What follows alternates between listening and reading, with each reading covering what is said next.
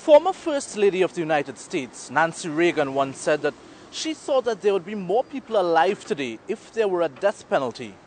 And so the age-old arguments for and against retribution and reformation are bound to resurface soon. But in this case, the biggest argument for the government is capital punishment as a deterrent to the seemingly uncontrollable crime wave that has gripped the country over the better part of the last decade. This is a situation the government faces. In 1994, the murder toll stood at 143, but just 15 years later, in 2008, it had almost quadrupled, standing at 550.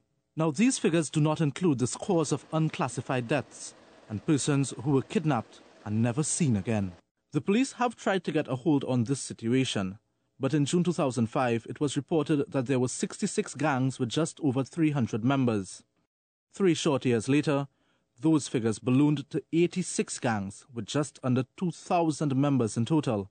Drug and gang activity are usually cited as the reason for the upsurge in murders, with the police classifying a large percentage over the period as gang-related.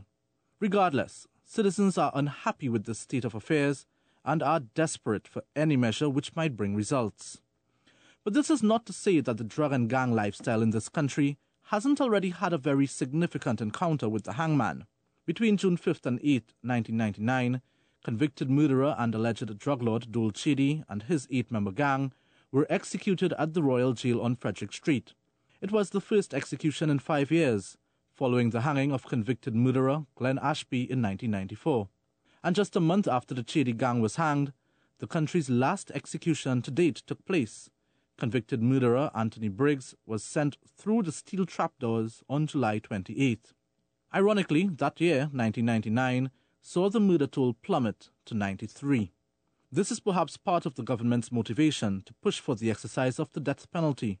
But the hangman's hands may be tied by the lengthy appeals process and the Pratt and Morgan ruling, which only allows for execution within 5 years of the initial sentencing. With calls from various sections of society for the resumption of hangings, then Acting Prime Minister Jack Warner has referred the matter to the Attorney General.